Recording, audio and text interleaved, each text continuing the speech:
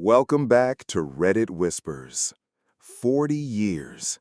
Think about that for a moment. 4 decades. It's a length of time that feels geological. It's longer than many people's entire adult lives. 40 years is enough time to watch a sapling grow into a towering oak, to see cities rise and fall, to witness the world change in ways you could never have imagined. For me, 40 years was the length of my marriage to Eleanor. It was my life's great work, my masterpiece. We had built an empire together, not of money or power, but of memories. An empire of inside jokes whispered across a crowded room, of shared glances that spoke volumes, of the comfortable, worn-in silence that only comes from knowing another human being as well as you know yourself. Our love wasn't the fiery, passionate inferno of a summer romance. It was an old, banked fire, a deep and steady hearth that warmed every corner of our lives. It was the predictable comfort of her hand finding mine in the dark of a movie theater, the familiar scent of her shampoo on the pillow next to me, the easy rhythm of our lives moving in a comfortable, synchronous orbit. We had raised 2 children, both now grown with families of their own. We had grandchildren whose laughter filled our home on holidays, their sticky fingerprints a welcome graffiti on our clean walls. We had weathered storms together, the death of parents, financial struggles in our early years, the terrifying illnesses that come knocking as you get older. We were a team, a fortress, an unbreakable unit. I believed that with every fiber of my being. I was a man who lived a life of certainty. I was a structural engineer. I dealt in load-bearing walls, in stress tests, in the immutable laws of physics. I built bridges, structures designed to withstand the most incredible forces, to endure for generations. My marriage, I thought, was my greatest and most enduring structure. Its foundations were solid, its framework unshakable. I was wrong. The first crack in that foundation appeared not with a bang, but with a quiet, insidious buzz. It was a Tuesday evening, a night so ordinary it's almost painful to remember. I was reading in the living room, and Eleanor was upstairs getting ready for bed. Her phone, which she had left on the end table, vibrated. I glanced over, thinking it was probably a late-night text from our daughter. But the name on the screen was not one I recognized. It just said M. The message preview was short, but it was enough to stop the world from turning. Can't stop thinking about today. You felt incredible. I stared at the screen, the words blurring into an incomprehensible jumble of letters. It felt like I was trying to read a foreign language. There had to be a mistake, a wrong number, a spam text. My mind, the logical, engineering mind, scrambled for a rational explanation. Because the alternative, the one that was whispering from the darkest corner of my brain, was impossible. It was a violation of the laws of my universe. I picked up the phone, my hand trembling. It wasn't locked. Eleanor had never been one for passwords. We had no secrets. That was the first bitter drop of irony in an ocean of it that was about to drown me. I opened the message thread, and there it was. Not a mistake, not a wrong number. It was a novel, a detailed, explicit account of a secret life my wife was living. Weeks, no months of messages. Plans to meet, descriptions of their time together, words of love, of passion, of a connection that I, her husband of 40 years, knew nothing about. They were areas of emotion, filled with the kind of breathless, desperate longing that belonged to teenagers, not to a 63-year-old grandmother. He called her Ellie, a name no one had used for her since she was a girl. She called him her escape. They talked about me. They talked about how I didn't see her, how I took her for granted, how our life was a comfortable, passionless routine. I was a character in their sordid little play, the bumbling, oblivious husband. The pain was a physical thing. It started as a cold dread in the pit of my stomach and then erupted outwards, a white-hot nova of agony that seared every nerve ending. My breath hitched in my chest. I felt like I was having a heart attack. The room began to spin. I could hear the blood pounding in my ears, a frantic, deafening drumbeat. I scrolled and scrolled, my thumb moving with a will of its own, a masochistic need to see the full extent of the devastation. I saw pictures, selfies of them in a car, their heads close together, smiling. A picture of their hands intertwined on a table at a cafe I didn't recognize. Each image was a new stab wound. These weren't just messages about sex. This was an emotional affair, a full-blown relationship. She had given him a part of herself that I thought belonged exclusively to me. She had shared her thoughts, her dreams, her vulnerabilities with this stranger. The man, M, I pieced together from the text, was Michael, a man from her art class, a pottery class she had started taking a few months ago, claiming she needed a hobby. I had encouraged it. I had told her it was wonderful that she was trying something new. I had been cheering on the very thing that was destroying me. I heard her footsteps on the stairs. I placed the phone back on the end table, my movements stiff and robotic. I felt a strange, terrifying calm descend upon me, the kind of calm that comes in the eye of a hurricane. The world had just ended, and I was sitting in the quiet rubble. She walked into the room, wrapped in her familiar blue robe, her face scrubbed clean of makeup. She looked at me and smiled, the same warm, loving smile she had given me for 40 years. It was the smile of a stranger, a liar. It was the most grotesque thing I had ever seen.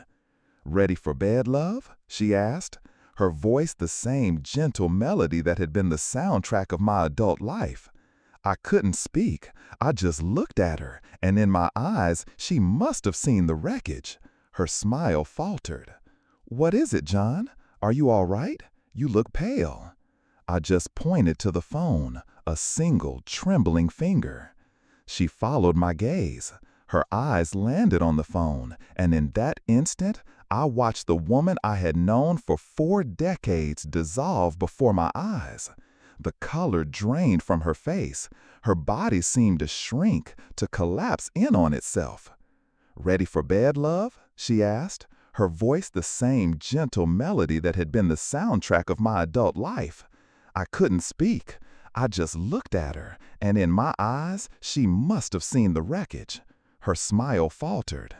"What is it, John? Are you all right? You look pale." I just pointed to the phone, a single, trembling finger. She followed my gaze. Her eyes landed on the phone, and in that instant, I watched the woman I had known for 4 decades dissolve before my eyes. The color drained from her face. Her body seemed to shrink, to collapse in on itself. The mask of the loving wife fell away, and what was left was a terrified, guilty stranger. The silence in the room was absolute. It was a silence so profound it felt like the world had lost its sound. And in that silence, I heard the sound of my life, my beautiful, solid, dependable life shattering into a million irreparable pieces. 40 years, an empire of memories, all of it turned to dust by a single, quiet buzz in the night. The hours that followed the discovery were a disorienting, surreal nightmare. We didn't scream, we didn't rage. The betrayal was too monumental for that, too fundamentally world-altering. It was like discovering the sky was green. You don't yell at it, you just stare in stunned, silent horror. I retreated to the guest room, a room that had, until that night, been reserved for our visiting grandchildren. It was a room filled with stuffed animals and children's books, a whimsical, innocent space that felt like a cruel mockery of the profound, adult ugliness that had just invaded our home. I sat on the edge of the small twin bed, a bed I had assembled myself, and I tried to breathe. Every inhalation was a jagged, painful effort. The image of the text messages was seared onto the inside of my eyelids. Every time I closed my eyes, I saw them. You felt incredible. My escape. Ellie. The words looped in my mind, a toxic, endless mantra. I felt a shame so profound it was like a physical weight pressing down on me, crushing the air from my lungs. How had I not known? For months, my wife had been living a double life under my own roof, and I had been completely, blissfully oblivious. Was I that inattentive, that disconnected? The engineer in me started to analyze the structural failure. What had I missed? What were the warning signs I had ignored? The late nights she attributed to her art class. The new, slightly more adventurous clothes she had started wearing. The way she guarded her phone, a device that had once been a communal piece of household equipment. The signs had all been there, small hairline fractures in the facade of our marriage that I had been too blind, too complacent, too trusting to see. The shame was soon consumed by a wave of pure, unadulterated rage. It was a cold, hard anger that settled deep in my bones. I wanted to smash something, to break something, to inflict a physical pain that could match the emotional torment that was tearing me apart. I thought about this man, this Michael, this faceless stranger who had waltzed into my life and taken a sledgehammer to it. I imagined his face, his hands on my wife, and my own hands curled into fists. I, a man who had never been in a physical fight in his entire life, was consumed by violent, primal fantasies of revenge. And then there was the grief. It came in waves, a suffocating, black tide that pulled me under. I was mourning the loss of my wife, the woman I thought she was. I was mourning the loss of our shared past, which now felt like a meticulously crafted lie. Every memory was tainted. Our anniversary dinners, our family vacations, the quiet moments of intimacy. Were they all a performance? Had she been thinking of him even then?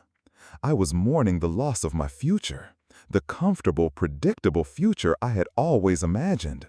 Growing old together, watching our grandchildren grow up, sitting on the porch in our rocking chairs.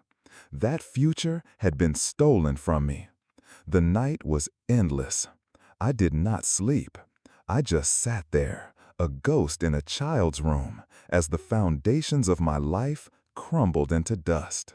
The next morning, I came downstairs to find Eleanor sitting at the kitchen table, her face pale and tear-streaked. She looked like she had aged 10 years overnight. She had made coffee, the same way she had every morning for 40 years.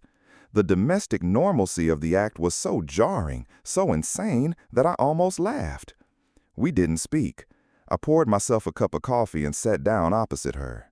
The silence between us was a living entity, a thick, suffocating fog of unspoken accusations and unanswered questions.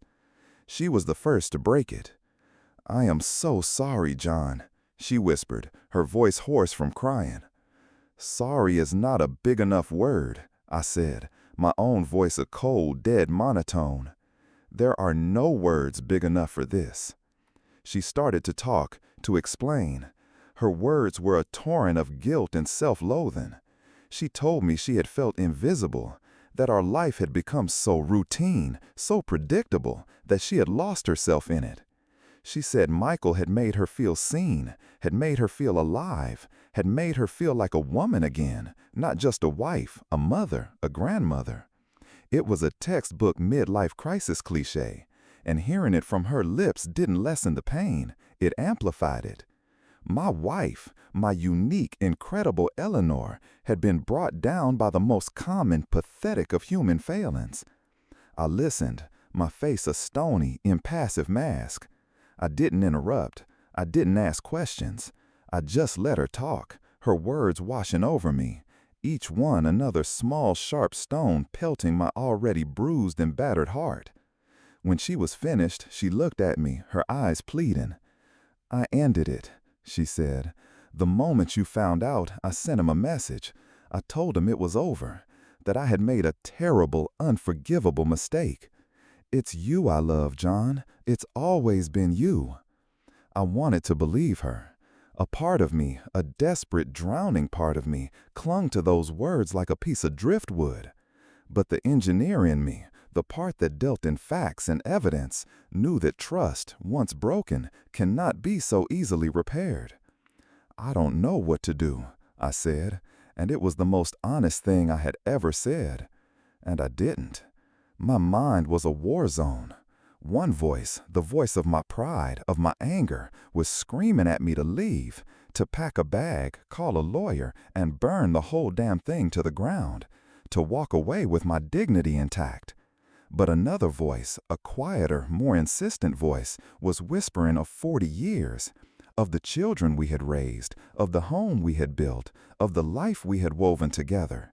A tapestry so intricate and complex that to unravel a single thread would be to destroy the entire thing. The days that followed were a cold, silent hell. We were two ghosts haunting the same house, our conversations limited to terse, functional exchanges about bills and groceries. I slept in the guest room. I couldn't bear to be in our bed, the bed that was now a crime scene in my mind. Every night I would lie awake, staring at the ceiling, the same question echoing in the darkness. What now? Do I detonate a bomb that will not just destroy my own life, but the lives of my children and grandchildren? Do I shatter their world, their image of their loving, stable grandparents because of my own pain? Or do I swallow the poison of this betrayal and try to find an antidote?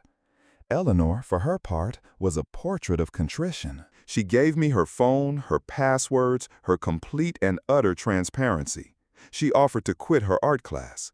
She offered to move out, to give me space. She wrote me long, rambling letters filled with apologies and promises.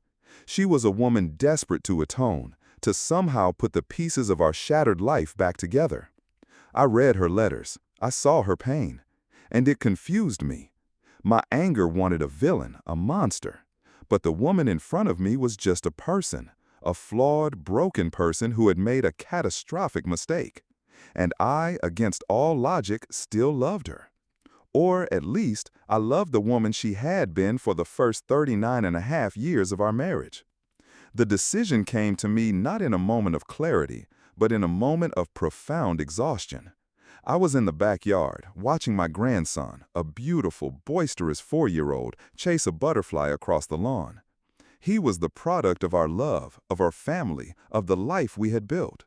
He was innocent.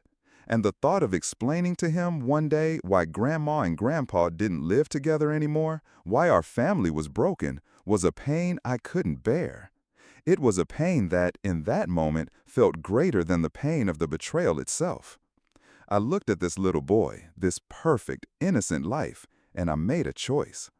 It was not a choice born of forgiveness. That felt a million miles away. It was a choice born of love for my family. It was a choice born of a desperate, perhaps foolish hope that a structure that had stood for 40 years, even one with a cracked foundation, was worth trying to save. I walked back into the house where Eleanor was sitting at the kitchen table, her head in her hands. I sat down opposite her. "I am not ready to forgive you," I said, my voice steady. "I don't know if I ever will be, but I am willing to try. I am willing to see if this bridge can be rebuilt, but it will be on my terms, and it will be the hardest thing we have ever done." A single tear rolled down her cheek, but it was not a tear of sadness. It was a tear of a fragile, terrifying hope. And in that moment, our new, uncertain, and painful journey began. The decision to try and rebuild was not a finish line. It was the starting gun for a marathon run on broken glass. The first steps were the most painful, a brutal, necessary excavation of the truth. My terms were simple and non-negotiable. I needed absolute, unvarnished honesty.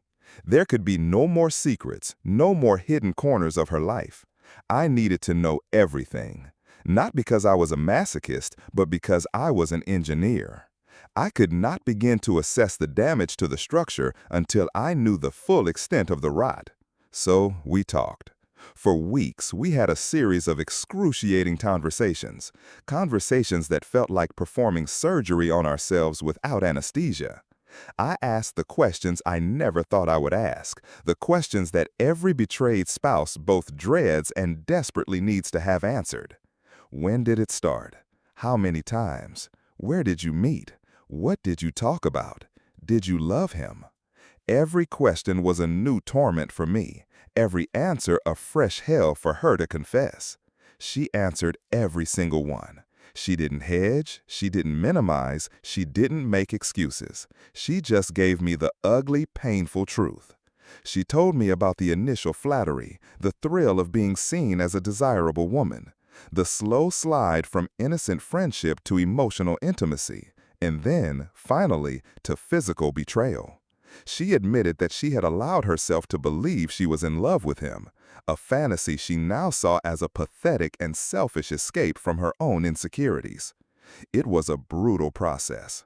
There were times I had to walk out of the room, overwhelmed by a wave of nausea and rage. There were times she broke down, sobbing, with a shame so profound it was hard to witness. But we kept going, because we had to. It was the only way to clear the debris. The second part of our reconstruction was professional help. We found a marriage counselor, a woman named Dr. Anya Sharma, who specialized in infidelity. I was skeptical at first. The idea of bearing my soul, our soul, to a stranger felt like another violation. But I was a drowning man, and I was willing to grab onto any lifeline. Our sessions with Dr. Sharma were our controlled demolition site. She created a safe space where we could talk about the unspeakable. She gave us a language to understand what had happened. She helped me see that while Eleanor was 100% responsible for her choice to have an affair, I was not entirely without responsibility for the climate in our marriage that had made her vulnerable to it. This was the hardest pill for me to swallow. I had been the victim. I was the one who had been loyal. But as we peeled back the layers of our 40-year marriage, I began to see the subtle ways in which I had contributed to the distance between us. I had become complacent. I had assumed our love was a self-sustaining engine that didn't require fuel. I had stopped courting my wife. I had started to see her as a permanent, comfortable fixture in my life, like a favorite armchair, rather than as the vibrant, complex woman she was. It was not an excuse for what she did. Dr. Sharma was very clear about that. But it was an explanation. And understanding that explanation was a crucial step in moving forward. It shifted the dynamic from one of a simple villain and victim to one of two flawed human beings who had both, in different ways, failed their marriage. The biggest challenge, of course, was rebuilding trust. Trust is not a switch you can just flip back on. It's a painstaking, brick-by-brick process. Eleanor worked tirelessly to lay those bricks. She gave me complete access to her phone, her email, her social media. She called me from her art class just to check in. She changed her schedule so that she was home when I was home. She did everything she could to make her life an open book. But the demon of suspicion is a powerful one. In the early months, I was a detective in my own home. I would check her phone when she was in the shower, my heart pounding with a mixture of shame and fear. I would analyze every word she said, looking for inconsistencies, for hidden meanings. If she was 5 minutes late coming home from the grocery store, my mind would immediately leap to the worst-case scenario. It was exhausting for both of us. It was a prison of my own making. And I realized that if we were ever going to be free, I had to make a conscious choice to start trusting her again. It was a leap of faith. It was a decision to believe that the woman who was working so hard to save our marriage was the real Eleanor, and the one who had betrayed me was a temporary aberration. It was a choice I had to make every single day. Some days were easier than others. There were days when we would fall into our old, easy rhythm, when we would laugh at a shared joke, and for a few blissful moments, I would forget. And then there were the bad days. Days when a song on the radio, a scene in a movie, or a random thought would trigger the memory of the betrayal, and the anger and pain would come roaring back as if it had happened yesterday. On those days, Eleanor was a rock. She didn't get defensive. She didn't tell me to get over it. She just sat with me in my pain. And I realized that if we were ever going to be free, I had to make a conscious choice to start trusting her again. It was a leap of faith. It was a decision to believe that the woman who was working so hard to save our marriage was the real Eleanor, and the one who had betrayed me was a temporary aberration. It was a choice I had to make every single day. Some days were easier than others. There were days when we would fall into our old, easy rhythm, when we would laugh at a shared joke, and for a few blissful moments, I would forget. And then there were the bad days. Days when a song on the radio, a scene in a movie, or a random thought would trigger the memory of the betrayal, and the anger and pain would come roaring back as if it had happened yesterday. On those days, Eleanor was a rock. She didn't get defensive. She didn't tell me to get over it. She just sat with me in my pain. Telling story, she would let me rage, she would let me cry, and she would apologize again for the 100th time. Her patience, her unwavering willingness to absorb my pain was the balm that slowly began to heal my wounds. We started to create new memories, to overwrite the corrupted files of our past. We took a trip, just the two of us, to a place we had never been before. We started a new hobby together, taking ballroom dancing lessons, a clumsy, comical experience that forced us to learn how to move together again, to trust each other's lead. We were not just repairing the old structure, we were adding new wings, creating new spaces that belonged only to the new version of us. There was no single moment when I knew I had forgiven her. It wasn't a sudden epiphany. It was a slow, gradual dawning, like a sunrise. It was the realization one morning that I had woken up and she was the first person I wanted to talk to, not the source of my first painful thought. It was the moment I saw her playing with our grandkids and felt not a flicker of resentment, but a wave of profound love and gratitude. It was the day I realized that I had stopped checking her phone, not because I was forcing myself to, but because I simply didn't feel the need to anymore. The trust, once a fragile seedling, had grown back, not as the naive, unquestioning trust of our youth, but as something stronger, more resilient, a trust that had been tested by fire and had survived. Forgiveness, I learned, is not about forgetting. I will never forget what happened. The scar is there, a permanent part of the landscape of our marriage. But it no longer hurts to the touch. It's just a reminder of how close we came to losing everything and how hard we fought to get it back. The life we have now is not the life we had before the affair. That life, with its comfortable certainties and its naive, unbroken trust, is gone forever. To pretend otherwise would be a lie. What we have built in its place is something different. It's something quieter, more deliberate, and in many ways more honest. Our marriage is no longer an unconscious habit, it's a conscious choice. Every single day, we wake up and we choose each other. We choose to continue the hard work of connection. We choose to nurture the fragile, resilient thing we have rebuilt from the rubble.